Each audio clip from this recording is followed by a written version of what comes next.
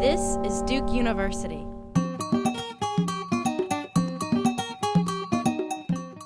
Earlier this year, the father of go-go, Chuck Brown, went home to glory. Today, author Natalie Hopkinson joins us to talk about her new book, Go-Go Live. And later we're joined by Professor Lakesia Johnson and her new book, Iconic, Decoding the Revolutionary Images of Black Women. My name is Anthony Neal, and this is Left of Black. Yeah. Eric, you're a real life G for this one. Yeah. Welcome to Left of Black. I'm your host, Anthony Neal, and we're joined this afternoon by Professor Lakesia Johnson, who's Professor of Gender, Women, and Sexuality Studies and English at Grinnell College in Iowa. How is life in Iowa today, well, Professor Johnson? It's nice and sunny, it's hot. Professor Johnson is the author of the new book, Iconic, Decoding Images of Revolutionary Black Women. It's published by Baylor University Press. Thank you for joining us this afternoon on Left of Black. Thanks for having me. Let me start with this notion of revolutionary black women. And I think immediately if folks hear that term, revolutionary black women, some of the women that you talk about in the book, Angela Davis or Kathleen Cleaver, we might think about an Ella Baker or even an Elaine Brown, are the names that readily come to mind when we think about, a revolutionary generation of black women. But you're really broadening the idea of what a revolutionary black woman is. Describe a little bit about your description, if you will, of a revolutionary black woman. Okay, so early in the book, I describe a revolutionary black woman as a black woman who is engaged in revolutionary or progressive politics toward a common good. And the reason why I wanted us to think more broadly about the term revolution is because I wanted us to be able to consider women that might not fit that, the standard definition of revolutionary, and to really think about the actions that they're making in the world in a revolutionary way. So I think I wanted to allow for more possibilities in terms of how we use that term. I mean, some of the women that you describe or examine in the book, they represent some interesting choices. Again, we mentioned folks like Kathleen Cleaver and Angela Davis.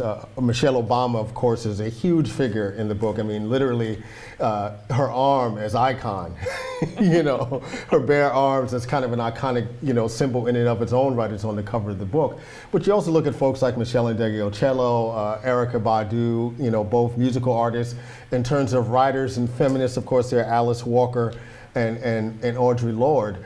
And then, of course, you have this chapter on Pam Grier. And, the thing that really struck me about, the chapter on Pam Grier and then the previous chapter before that with Angela Davis and Kathleen Cleaver is that in some way, Angela Davis and Kathleen Cleaver functioned in the American imagination, if not the black imagination, as almost like superhero figures, right? In the way that literally Pam Grier filled up the screen as this kind of super heroic black woman figure. Talk a little bit about your interest in those two Panther women, more so Kathleen Cleaver in terms of being with the Panthers, but also Angela Davis, and what kind of impact they might have had on your own sense of black womanhood, both in the book, but in general in your work and your research.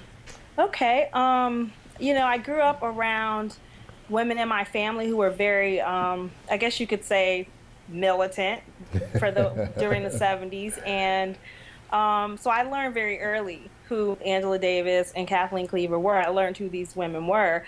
It wasn't until later that I started actually studying women's studies that I got more interested in looking critically at not just their historical lives, but really thinking about how their image is used. And so that's what initially attracted me to the image of both of these women, because I was at a hip hop conference and there was this young lady who had on a t-shirt with this big Angela Davis picture on it. And, I was saying to myself, I wonder how much she really knows about and really knows about Angela Davis. And then I started thinking about, okay, how are we using this image today to signify a certain kind of revolutionary politics in the present day? So that's what got me interested in both of them.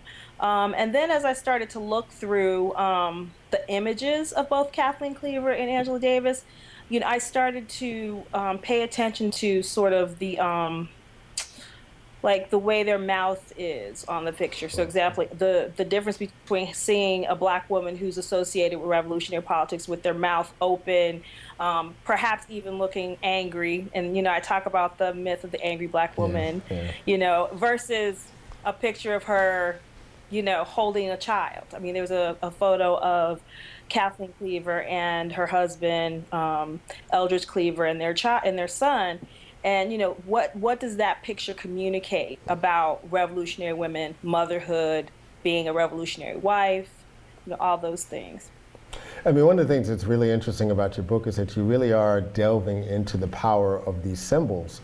And so much of the power of these symbols on the positive or negative side really come from the way that popular media, particularly corporate media, have used these images to convey certain kinds of messages around fear, danger. You mentioned anger. I mean, you go at length in the beginning of the book reconstructing this conversation with Larry King and Michelle Obama shortly before the 2008 presidential election. And how he's pushing her really to get some sense from her that she's angry about something. And it's an interesting kind of dance between the way that Larry King wants to frame black women and Michelle Obama being smart and savvy enough, on a media sense, not to buy into that narrative. Talk about how difficult it is today, particularly for young women looking at these images of black women that circulate, to not buy consistently into that narrative.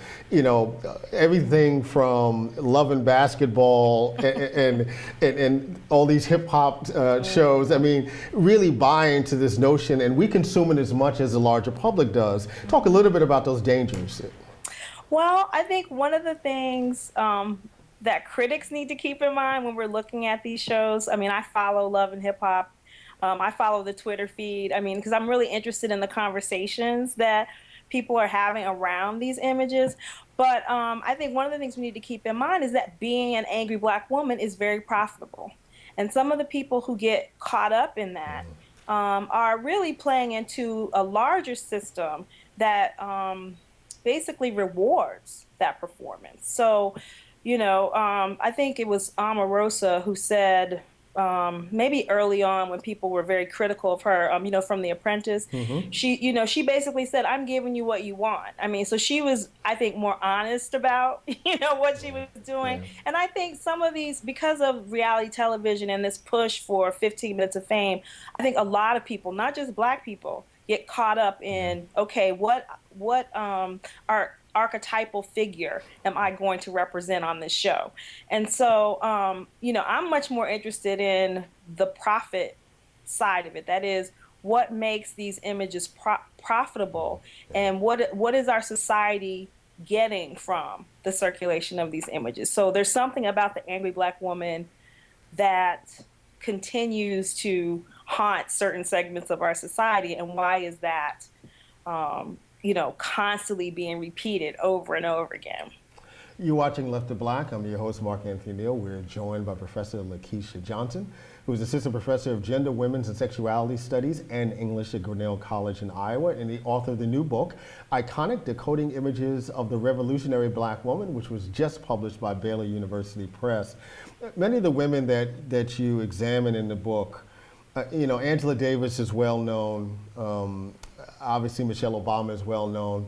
Some of the other choices that you make in the book are not necessarily mainstream choices. Michelle Ndegeocello being one example of that. But I'm really struck by the chapter that includes an analysis of the writing and the afros of Alice Walker and Audre Lorde, and to think and pack them into this notion of a revolutionary black woman, particularly given their critique of the black revolutionary era around masculinity and sexism and homophobia and all these range of issues. How important was it to include them in a conversation that also includes a Michelle Obama and Angela Davis and Erykah Badu? Okay. I like to think about the chapter about Alice Walker and Audre Lorde as a kind of bridge chapter, because again, one of the things, when I started looking at images of revolution, of course, I was drawn to the Afro and all those things. And so one of my professors at the time, actually, when I first started thinking about this issue, said, well, what are you going to say about the 80s? And, the fact that that particular that the afro itself is not circulating in the same way that it's circulating in the 70s or whatever. And so I started thinking about, okay, well, if the revolutionary woman is not visible in the same way that she was in the 70s, then where is she?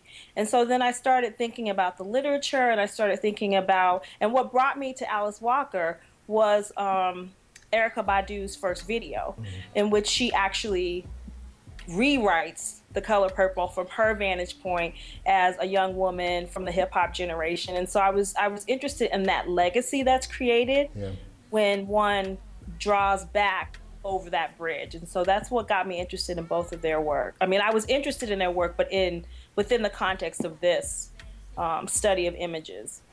You talk in the book about what we'll call the slippery slope between these dated archetypes of angry black women that the media continuously puts out there into the world, but also sexual objectification. The amazing photos that you reproduce in terms of, you know, covers of Newsweek and Time magazine in relation to Angela Davis makes this point very powerfully. Do you think this also has an impact in terms of how America might see someone like Michelle Obama? Certainly. Certainly. I mean, I think the discussion about her, and I think this happens a lot in the discussion around her being a fashion icon, and also this fascination with her arms. I think when, you know, there was this interesting moment when she and the Queen, I think they hugged, and people were like, whoa, she hugged the Queen. I mean, there's something about the black female body, right? And the criminalized black arm, right?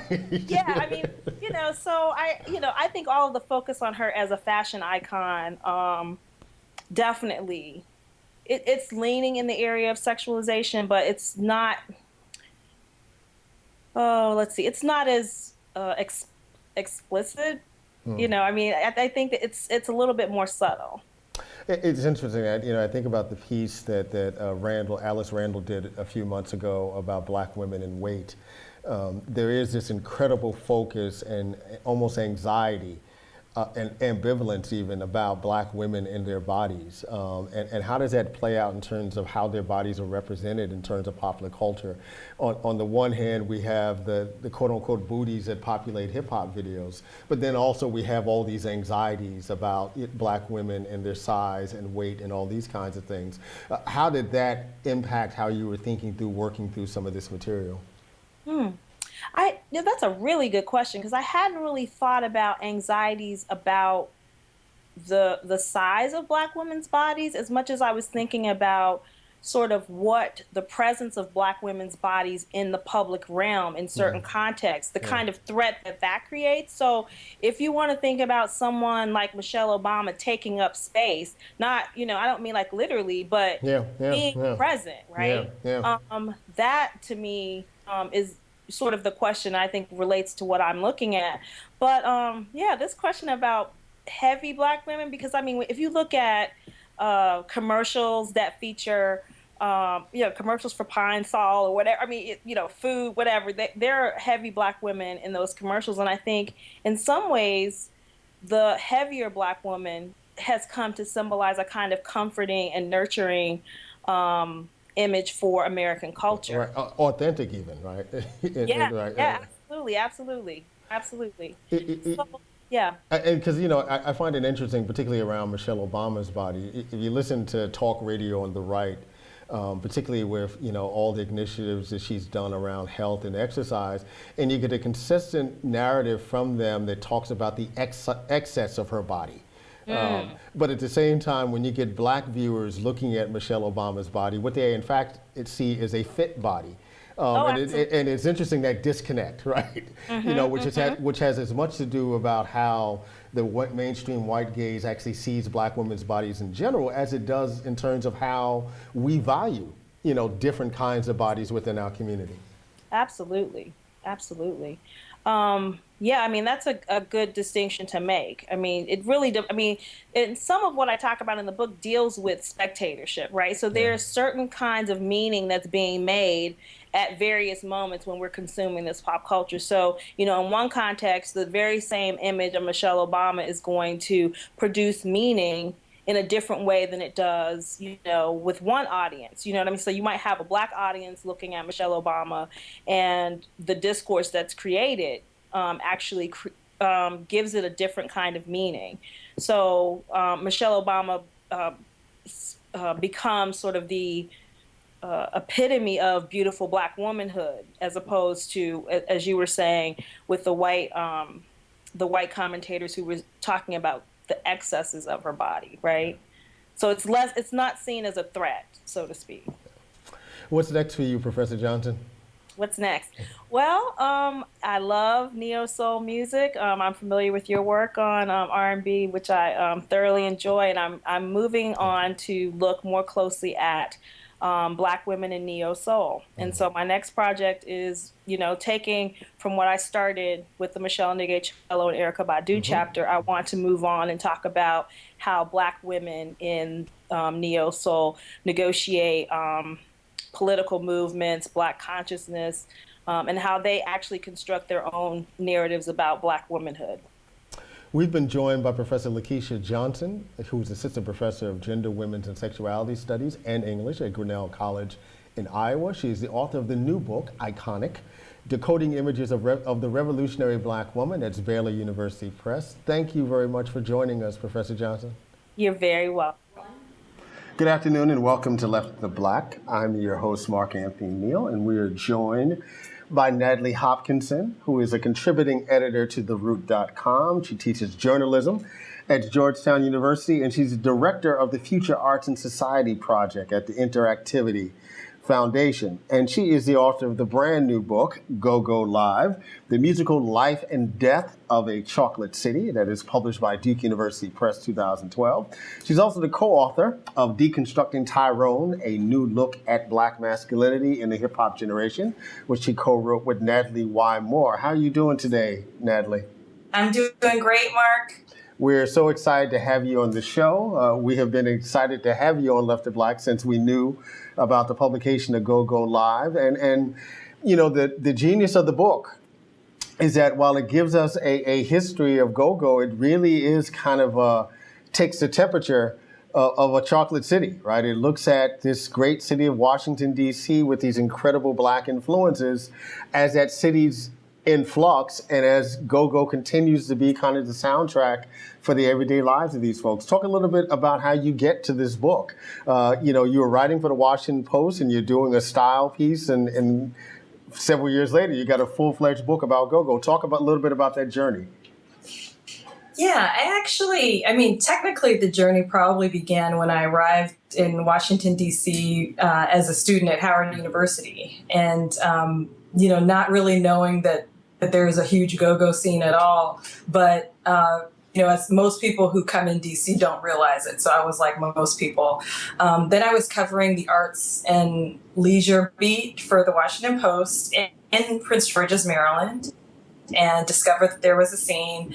And there was another book that came out by Kip Lornell and Charles Stevenson Jr. called The Beat. And that was the first sort of scholarly treatment of go-go music, and that basically gave me a blueprint to really cover it as a journalist, and always had more questions about the scene. It's an amazing, vibrant scene, and so when I went to University of Maryland College Park, I continued to look at it, and I ended up doing this ethnography of go-go music, which turned into Go Go Live for Duke Press. It very much is an in the know kind of scene, in the sense that if you're not in Washington, D.C., or can extend someplace into Maryland or the whole DMV thing and maybe some South Philadelphia, most folks have no idea what go-go is. Talk about how a musical culture stays so vibrant to the folks in that community, but never really goes beyond those parameters.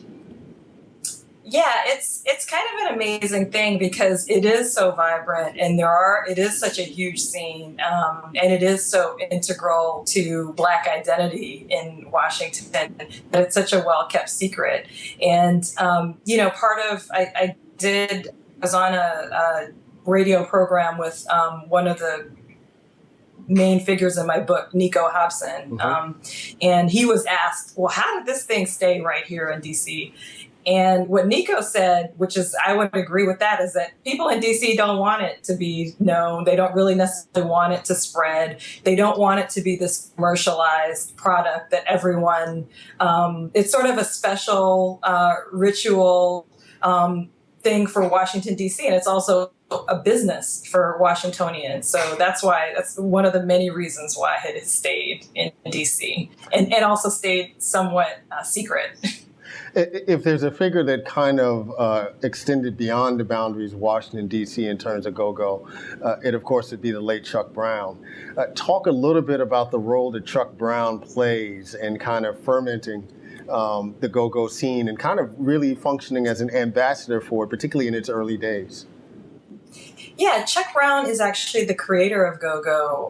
He developed the sound around 1976, and he was already playing funk, the blues. I mean, he's sort of like a multifaceted musician. And he had the first crossover hit for go-go, Bustin' Loose, in 1979. And he also, sort of came the closest to crossing over. He had a lot of success touring on the jazz tours, touring in Europe. And so when he was lost this May, it was a huge, huge loss to the city. And people are sort of falling over themselves trying to figure out how we can honor Chuck Brown. And, the airport's already named for someone. I mean, it's like to really it's hard to really even put into words what his footprint has been on the city. You're watching Left to Black. I'm your host, Mark Anthony Neal. We're joined by Natalie Hopkinson, and we're talking about her new book, Go-Go Live, The Musical Life and Death of a Chocolate City, and it's published by Duke University Press, 2012. The book, of course, is about this musical scene. It's about music. It's about these rhythms. It's about these beats. But it really is about the life and the spirit of this particular city. You spend some time in the book talking about the significance of places like U Street and its transformation. As the book has come out, there's suddenly all of these conversations about, academics, we like to come up with these words, but let's just throw it out there, the vanillization of Washington, D.C. What happens when this city, that literally has this nickname Chocolate City, looks like it's going to be Vanilla City, in the next 5 or 10 years. Talk a little bit about the transformation that's taking place in the city now. As someone who came there, decided to stay, and of course has now built, both a personal and professional life there. Talk about the transformations you've seen in the city over the last decade or so, and particularly how that impacts the go-go scene.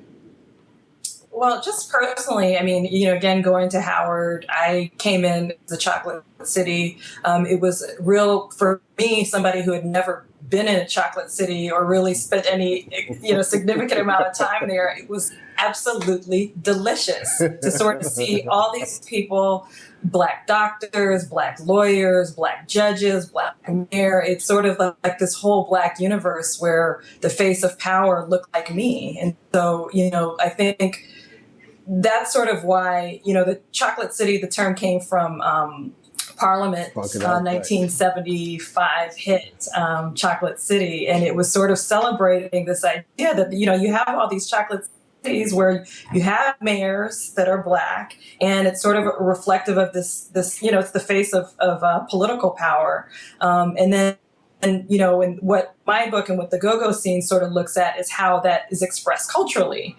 And to watch it change, I mean, it's something like, it's like, I guess it should be sort of like watching paint dry or something to watch change happen. But it's happening so quickly that it's like I'm often disoriented. I'm like, wow, where am I? It's changed so much and so fast. It's really something that you really don't get tired of talking about. But the interesting thing for, as far as the book goes was that, you could see that transformation happening with go-go music. So you have, certain things that were just how things are in the Chocolate City. Like you have a government building like the Reeve Center at the corner of 14th and U Street. It was a place where bureaucrats pushed pencils during the day. But at night, it turned into a go-go club called Club Q. And that was going on for 12, 13 years at least. And no one batted an eye, and this was just how things go in DC. And in 2005, there was a terrible tragedy where there was an incidence of violence where a patron of go-go lost his life inside the club. And all of a sudden, it was a huge sort of moment. I actually placed that moment for when the Chocolate City died, because that was really an opportunity for everybody to sort of, like, first of all, a lot of the newcomers were like, what? You're doing what? In a government building? And, it also, there were months of hearings around the club, and there was sort of this whole, there was a decision on whether the club should be allowed to continue or whether it should be closed. And, of course, the club closed. To me, this figure showed it much later that the Chocolate City was gone. But really, I really put the end of the Chocolate City right then. You mentioned Parliament Funkadelic, George Clinton, and their great song, Chocolate City. And, the song itself is a great kind of time capsule, because this is a period of time when the idea of a black president is unfathomable, right? And so he's talking about, what James Brown is maybe being like the Secretary of State or the president or what have you, just imagining what a black Washingtonian government would look like.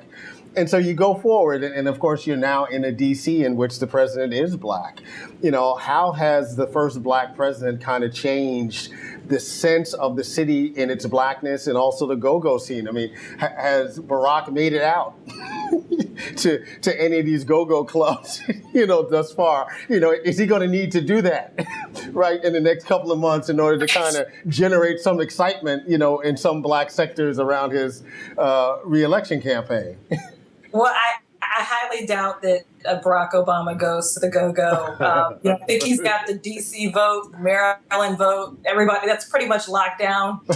So he's not necessarily going to make it out. But, as I do point out in the book, his daughters have a better chance of actually going to a go-go, because there are go-go's. There's a long tradition of go-go's happening at these very elite private schools. Wow. Big G of Backyard Band, I believe, I think I mentioned this in the book. I mean, he was playing, he told me he remembered partying with Chelsea Clinton, because he did a show there when she was at Sidwell Friends. So, go-go is definitely part of the fabric of the Chocolate City. And, it's one point of irony that you have a real, like I think George Clinton said, the White House, they still call it the White House, but that's a temporary condition. Right. And yes.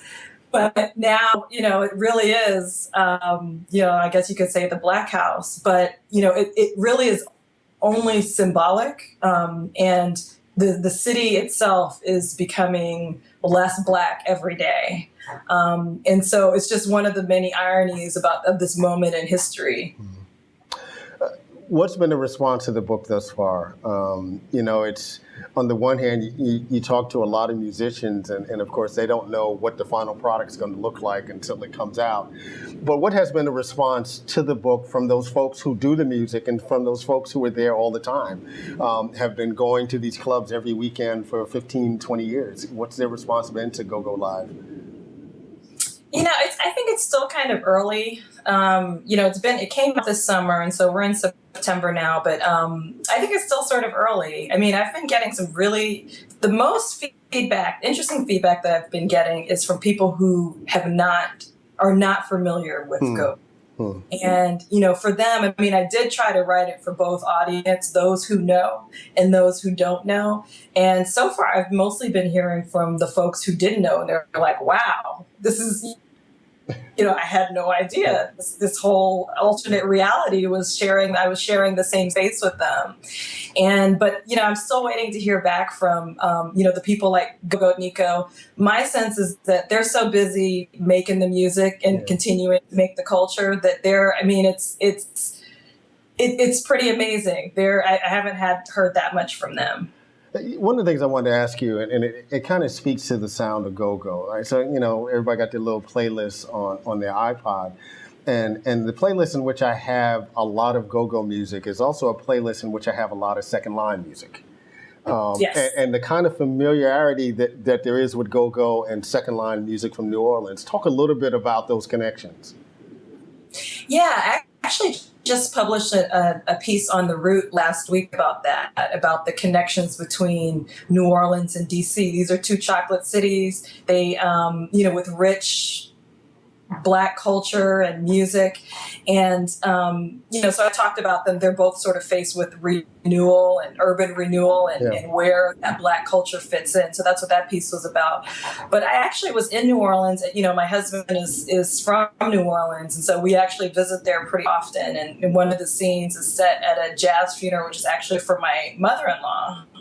And so it's one of those moments that helped me understand go-go music a lot, because it is in a very similar tradition, although the New Orleans second line culture and their bounce beat, all their cultural rituals are much older than 1976 when go-go comes about. But it's amazing how you can sort of map a lot of the political changes that are going on and how sort of reflected in the music in both cultures. And also, this idea of this idea of using the music to embody the departed and not just remember the departed, but actually embody them and bring them back. These are what both of the rituals, these musical rituals in both cities serve that purpose. What's next for you, Natalie? What's next for me? Well, I'm finishing up. I'm still doing a lot of book stuff. So I'm going to be doing a lot more book events up in New York and up in Cambridge and other places, mostly on the East Coast. And then I'm also working on this project for the Future of the Arts and Society. This is for the Interactivity Foundation. It's a kind of a discussion guide for arts and public policy.